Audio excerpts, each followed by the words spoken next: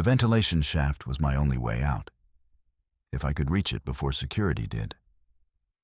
David had just locked the lab door behind me, his voice cold. "They're not here for the data. They're here for you." My fingers bled as I pried open the grate, the sound of boots pounding closer. The genetic proof of my existence was in my pocket, but it wouldn't matter if I didn't make it out alive. The first betrayal cut deepest. The thick envelope wedged into the doorframe resisted Sarah's pull, its heavy bond paper scraping against the wood with a sound like a dry branch breaking.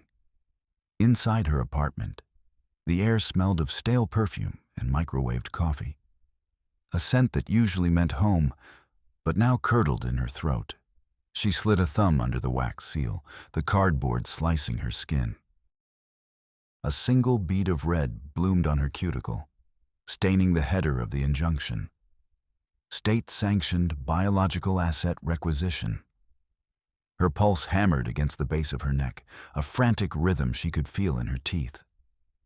The legal jargon on the page blurred until two names anchored the text: Arthur and Martha Miller. The people who had tucked her into bed for 18 years, who had bought her first bicycle and celebrated her graduations, had signed a court order to harvest her left kidney. They weren't asking, they were reclaiming. Sarah reached for the kitchen counter, her palm skidding on a stray breadcrumb. The refrigerator hummed a low, mocking drone that vibrated through her fingertips. She gripped the edge of the granite, her knuckles turning the color of bone. On the second page, a medical diagram mapped her torso, a red X marking the organ they claimed as their own. The paper felt heavy, as if the ink itself had weight. The phone on the table vibrated, dancing across the wood grain with a mechanical buzz. Mom calling. Sarah stared at the screen until it went dark, the silence in the apartment suddenly heavy enough to bruise. She forced her lungs to expand, but the air tasted like copper and dust. Outside, a siren wailed 3 blocks over, a sharp contrast to the sterile, quiet betrayal resting in her hands. She folded the papers, the crisp edges biting into her palms, and shoved them into the trash. They didn't vanish. The white corners peeked out from under a coffee filter, waiting like a predator in the tall grass. She couldn't stay here. The apartment, once her sanctuary, now felt like a cage with the door left standing open. A trap. She moved to the bedroom, her movements stiff and mechanical. She didn't pack a suitcase. She grabbed a backpack and shoved in her laptop, a change of clothes, and the small digital kitchen timer she wore on a cord around her neck. Chirper, the timer sounded. Sarah stopped. She ignored the adrenaline screaming in her ears. She pressed 2 fingers to the side of her throat, feeling the hot, thrumming life beneath the skin.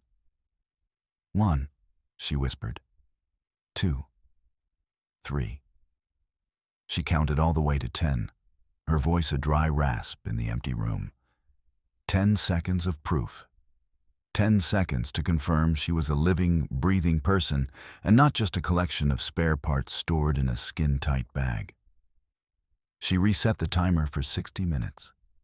The countdown began again. She left the apartment through the service stairs, the cold metal railing biting into her hand. Every shadow in the stairwell looked like a process server. Every distant footstep sounded like a man coming to take what was inside her. She needed the blueprints. If she was going to fight a corporate-backed mandate that viewed her as property, she needed the evidence of how that property was manufactured. The Miller Pharmaceuticals headquarters loomed over the city like a glass and steel monolith, its windows reflecting the gray afternoon sky. Sarah met David Reed in the shadow of a parking garage across the street. David was a lab tech she'd cultivated for months, a man with a nervous habit of cracking his knuckles and eyes that never stayed still. "You're late," David whispered, his voice barely audible over the hum of the city. He cracked his thumb, then his index finger. Pop, pop. Security is tight. They added a third shift on the server floor. I have the credentials, Sarah said, her voice steady despite the trembling in her knees. We just need to get to the terminal. They moved through the loading dock, the air smelling of diesel and industrial cleaner. David used a plastic card to bypass the first set of locks, the light on the sensor turning from red to green with a soft electronic click. They moved like ghosts through the sterile hallways, their footsteps muffled by the heavy rubber soles of their shoes. The server room was a cavern of humming black towers and blinking blue lights. The air was frigid, chilled to protect the machines, and it smelled of ozone and scorched dust. Sarah sat at the main terminal, her fingers flying across the keys. She wasn't just looking for medical records. She was looking for the Project Genesis files. Hurry, David urged, his hand going to his knuckles again. Pop, pop, pop. The screen flashed with a series of complex diagrams, DNA sequences that looked like twisted ladders. Sarah felt a cold shiver that had nothing to do with the air conditioning. There it was. Her own genetic code, annotated with patent numbers and corporate watermarks. She wasn't just Arthur and Martha's daughter. She was a proprietary asset of Miller Pharmaceuticals, designed in a petri dish to be the perfect biological match for her brother, Michael. I've got it, she whispered, plugging a small drive into the side of the machine. The progress bar crawled across the screen, a thin line of green that represented her entire identity. The heavy steel door at the end of the row hissed open. Hey! A voice barked, the sound echoing off the metal cabinets. Two security guards in dark uniforms stepped into the blue light, their boots thumping on the raised floor tiles. One of them reached for the heavy black stick at his belt. Don't move! Hands where I can see them. Sarah didn't think. She grabbed a heavy metal canister, a centrifuge rotor from a nearby lab bench. As the first guard lunged, she swung it with everything she had. The metal connected with his shoulder with a sickening thud, sending him sprawling into a rack of equipment. Sparks erupted from a severed wire, the smell of burning plastic filling the air. Run! Sarah screamed at David. The second guard was faster. He tackled her, his weight crushing the breath from her lungs. The floor was hard and cold against her back. She clawed at his face, her nails catching on the edge of his mask. He pinned her wrists, his grip like iron manacles. Target secured. He grunted into a radio on his shoulder. Sarah felt the timer against her chest, the hard plastic digging into her sternum. She kicked out, her heel catching the guard in the shin. He hissed in pain, his grip loosening for a fraction of a second. It was all she needed. She rolled away, scrambling toward the back of the room where a narrow ventilation grate sat near the floor. She wrenched the grate free, the metal screeching against the frame. She slid inside, the cramped space smelling of old grease and cold air. Behind her, the guard shouted, the sound muffled as she scrambled through the dark, her elbows scraping against the tin. She didn't look back until she felt the humid evening air of the alleyway on her face. She met David 3 blocks away, breathless and trembling. They ducked into a small, windowless safe house he'd prepared. A basement room that smelled of damp concrete and cheap cigarettes. Did you get it?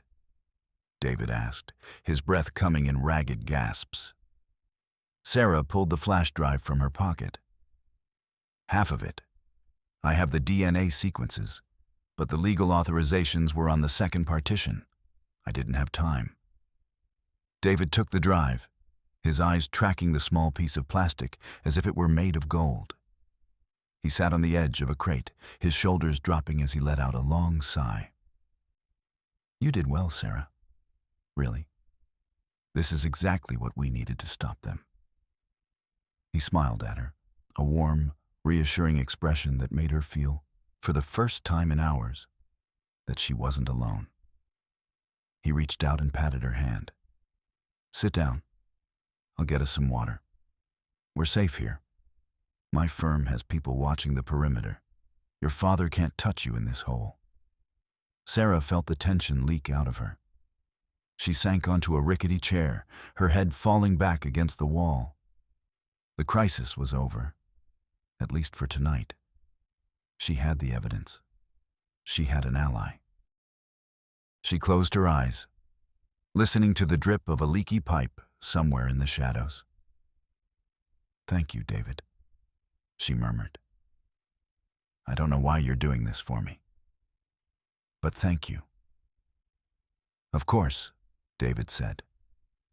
His voice sounded different, sharper. Sarah opened her eyes. David wasn't getting water. He was standing by a small laptop on the other side of the room, the flash drive already plugged in. His fingers weren't typing a security code. They were navigating a file structure she didn't recognize. Something felt wrong. The way he held his head, too straight, too confident. The nervous twitch in his hands was gone. He didn't look like a scared lab tech anymore. "David?" He didn't look up. "You know, Sarah, the Miller family has a lot of enemies, but they also have a lot of people who admire their work. This genetic blueprint, it's worth more than the company itself." Sarah stood up, her heart beginning to race again. "What are you talking about?" David turned to face her. He reached into his pocket and pulled out a leather wallet, flipping it open to reveal a gold badge and an ID card for a rival pharmaceutical giant. "I'm not a tech, Sarah. I'm a private investigator. My clients have been trying to get a look at Project Genesis for 5 years. You just handed me the keys to the kingdom." The air in the room suddenly felt very thin. "The data, you're going to use it to help me?" David laughed, a dry, cold sound. "Help you?" "Sarah, my clients don't want to save you. They want to replicate you.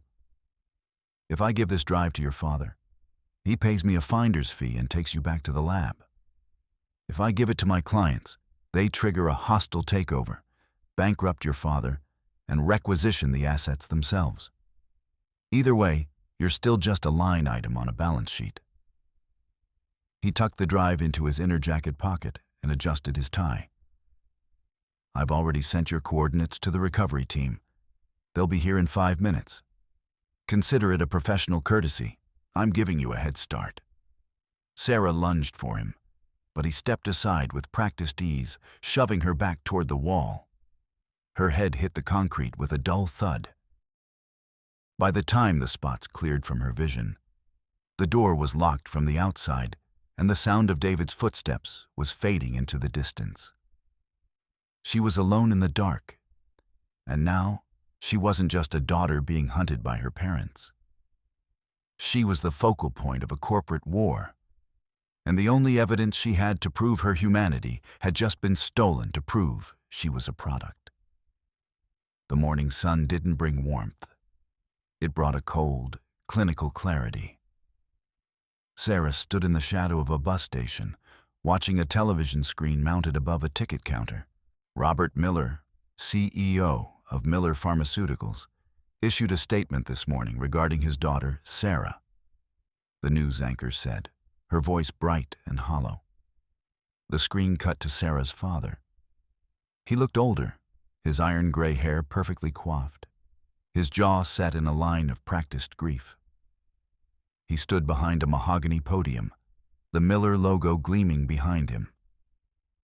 "Our daughter is suffering from a severe mental break," Robert said, his voice a masterpiece of controlled emotion. "She has become a danger to herself and others. We are asking the public for any information regarding her whereabouts so we can bring her home for the medical treatment she so desperately needs." Sarah felt a sick twist in her stomach. He was delegitimizing her before she could even speak. By labeling her unstable, he had turned her struggle for sovereignty into a symptom of a disease. She reached into her pocket for her wallet, intending to buy a ticket to anywhere. But when she pulled out her debit card, the plastic felt cold and useless. She tried the ATM in the corner. Transaction denied. Account frozen. He had cut off her oxygen. Without money, without a legal identity that anyone would respect, she was a ghost. She was a biological entity with no civil existence. She spent the day moving through the city's underbelly, avoiding the main thoroughfares where the blue and red lights of patrol cars seemed to pulse in every window.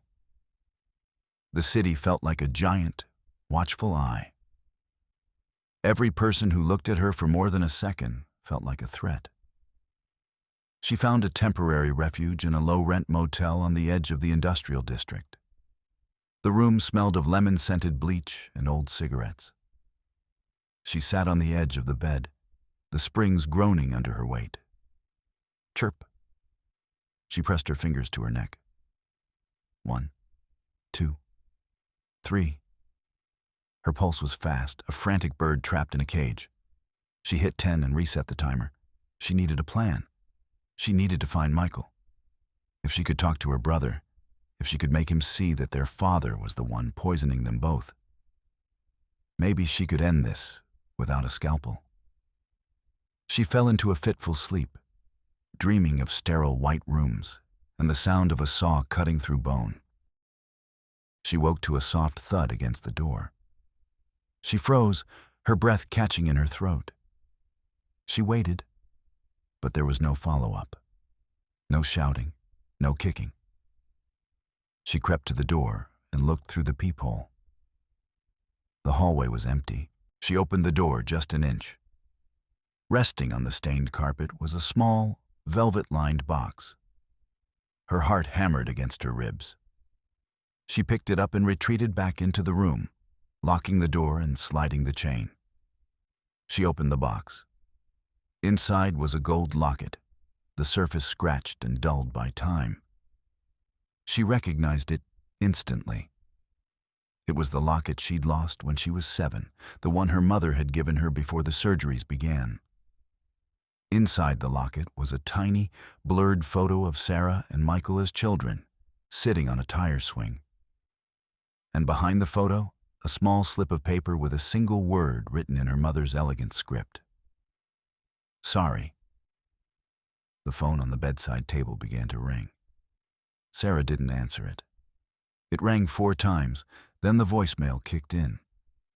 A soft, distorted whisper filled the room. Sarah, honey, please come home.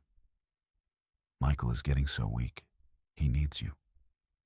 Don't let your father do this the hard way. Just come home. It was Eleanor's voice, but it sounded wrong. Layered, as if it had been edited together from a dozen different conversations. It wasn't a message. It was a psychological barb, designed to remind Sarah that even her memories were owned by the company. She couldn't stay here. They knew where she was. She grabbed her bag and slipped out the back window, dropping onto the gravel of the parking lot.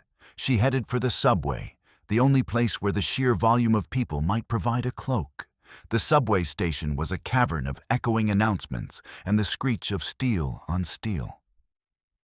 Sarah blended into the crowd of commuters, her hood pulled low.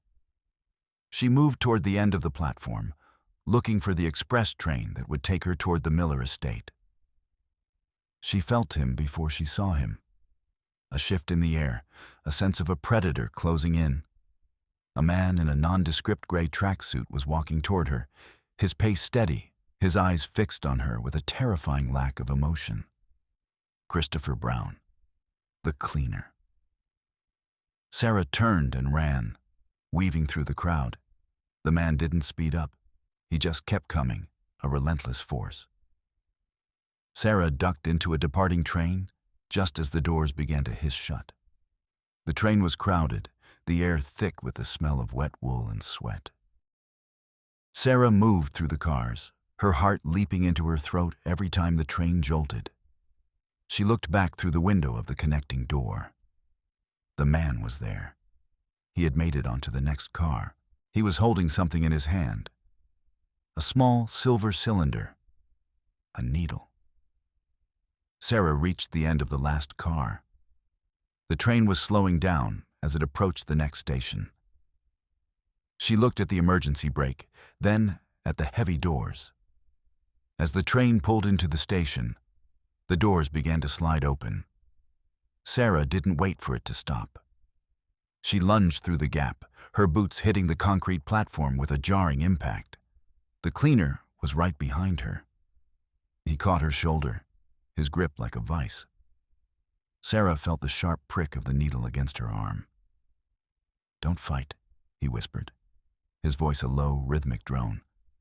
"It's just a sedative. You'll be home soon." Sarah screamed, a raw, primal sound that cut through the station's noise. She twisted her body, using the momentum of the moving train to pull the man toward the edge of the platform. The train was still moving, the heavy steel doors beginning to cycle shut as the conductor prepared to depart.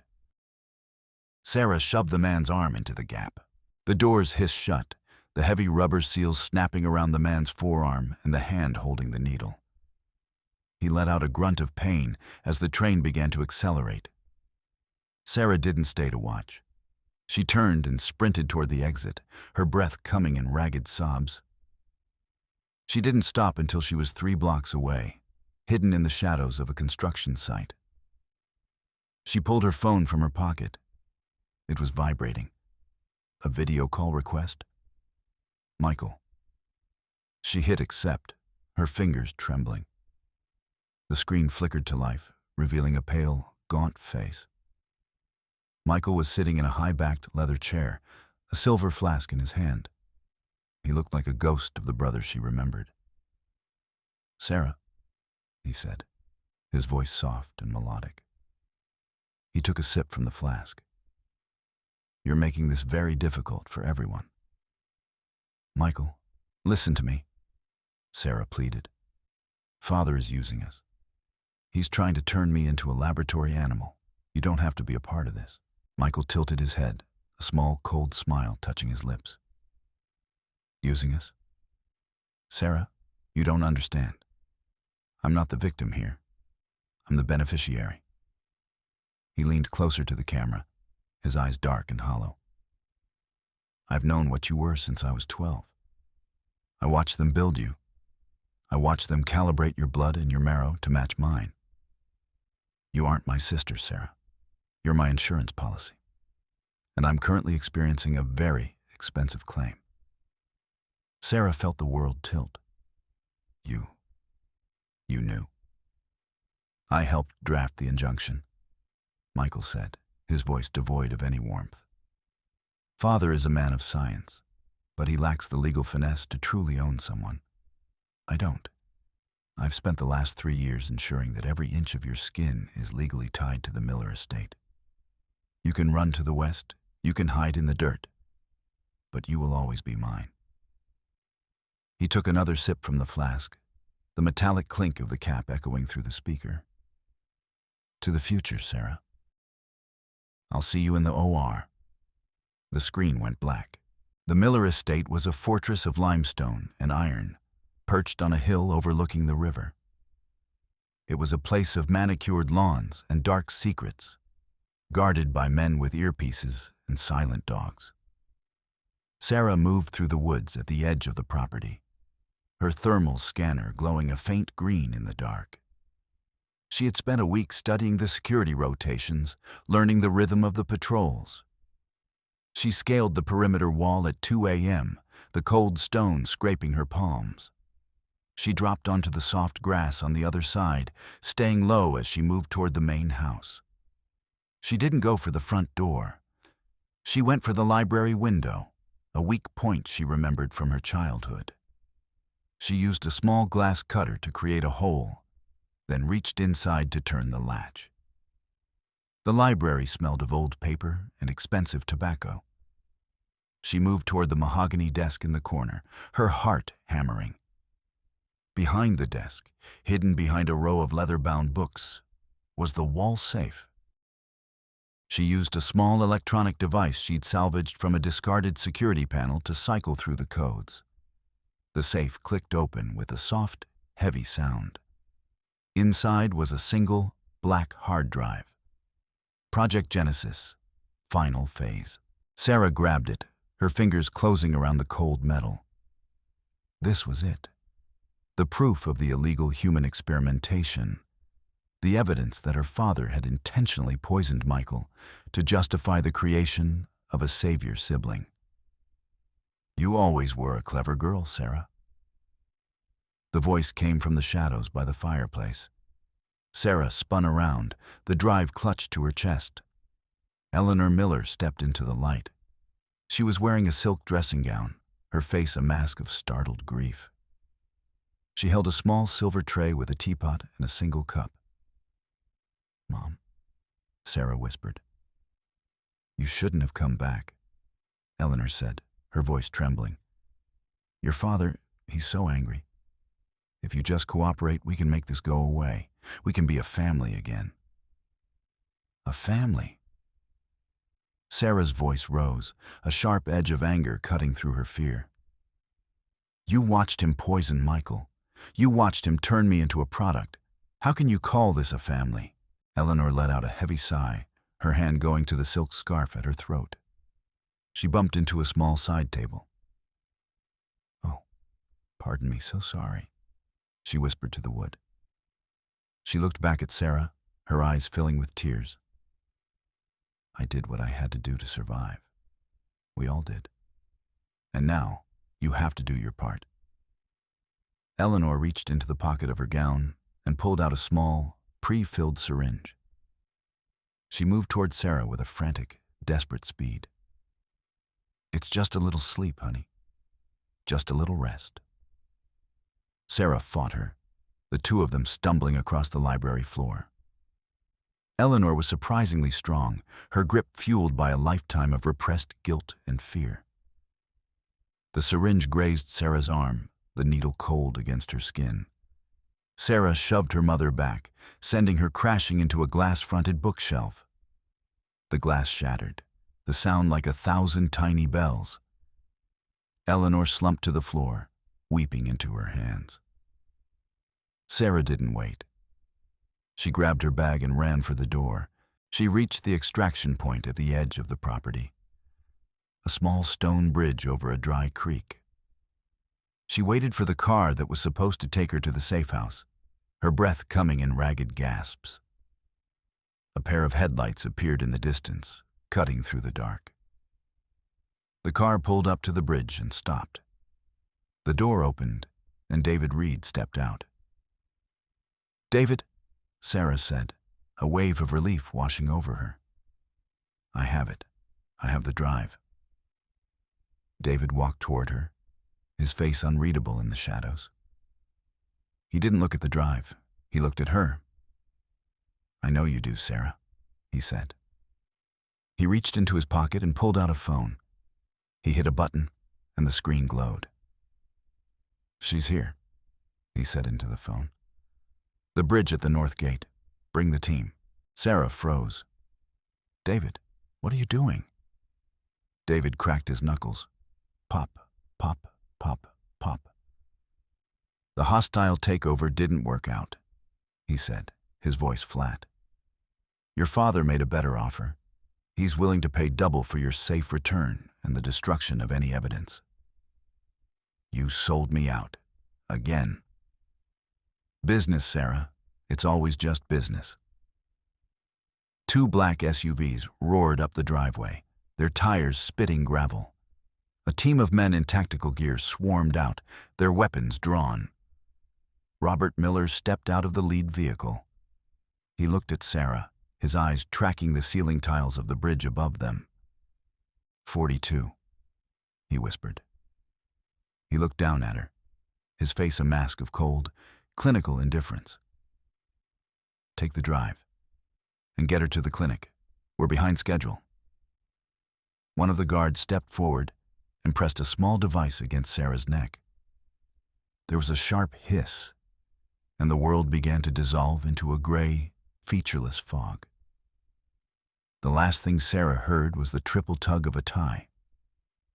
Sarah woke to the sound of a rhythmic, electronic beep.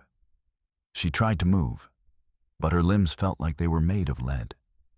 She was strapped to a narrow gurney, her arms and legs secured by heavy padded restraints.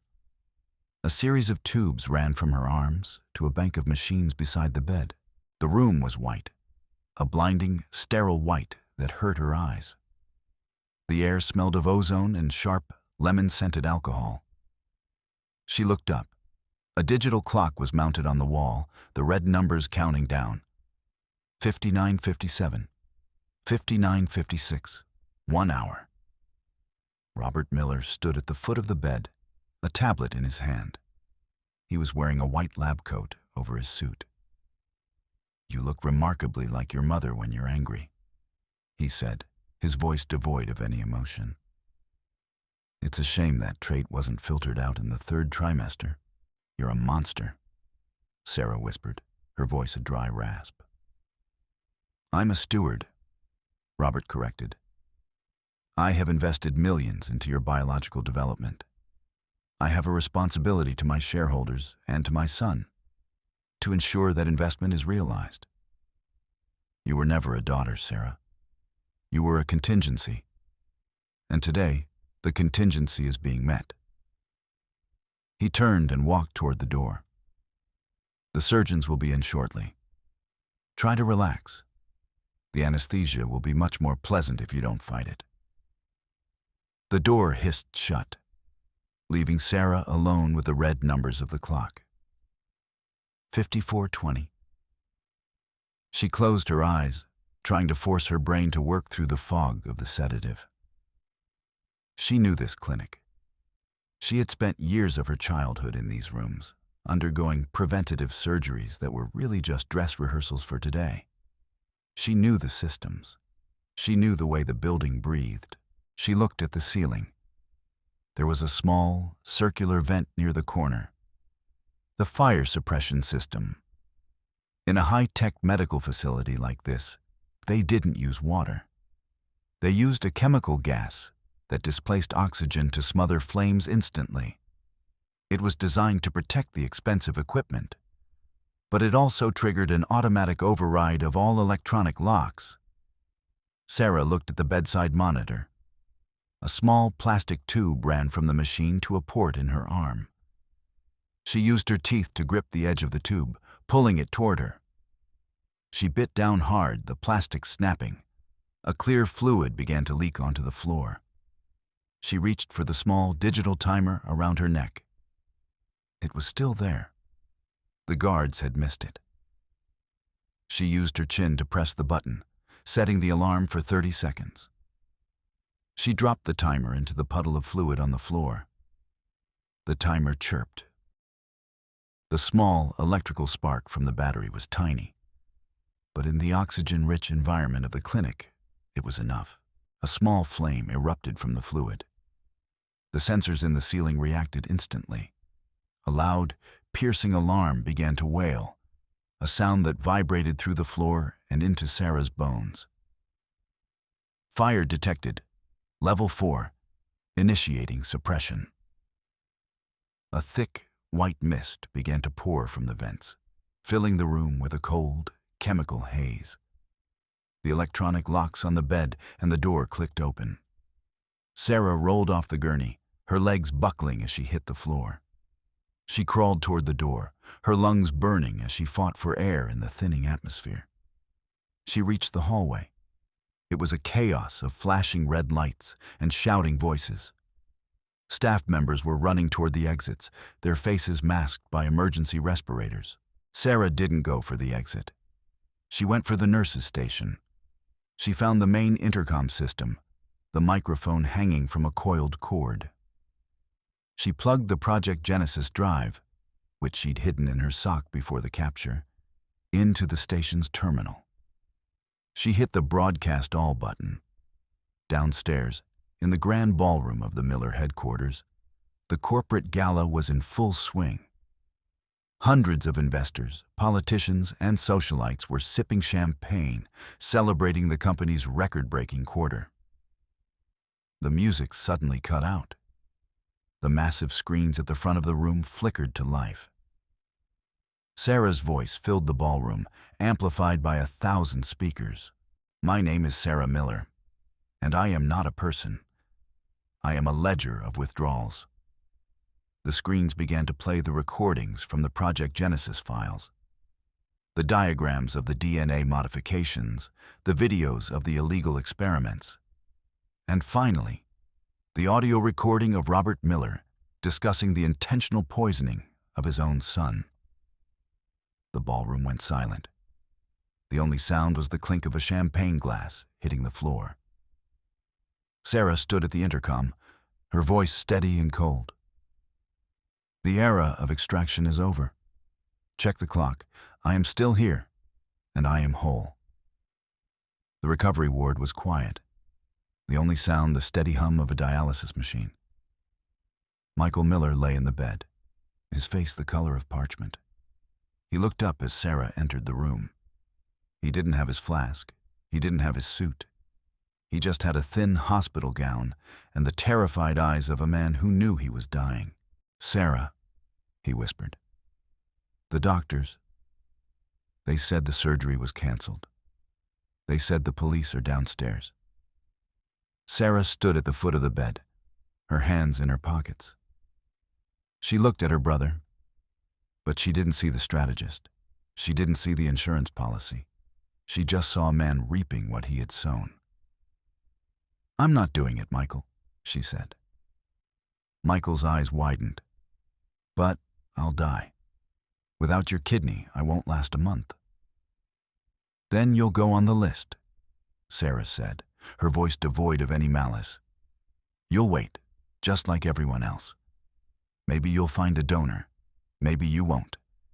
But you won't take anything else from me." "We're family," Michael pleaded, a single tear tracking through the dust on his cheek. "No," Sarah said. "We're a transaction that just got voided." She turned and walked out of the room, the sound of her footsteps echoing in the sterile hallway. She climbed the stairs to the roof of the clinic, each step a victory. 1, 2, 3. She reached the top and stepped out into the cool night air. Below her, the city was a sea of lights. Blue and red pulses clustered around the main entrance of the Miller building as federal agents led Robert and Eleanor Miller away in handcuffs. The Miller empire was falling. The stock was plummeting. The name was becoming a synonym for corporate depravity. Sarah stood at the edge of the roof, the wind whipping through her hair. She reached up and unhooked the timer from around her neck. She looked at it for a moment, the small red numbers blinking in the dark. She let it go.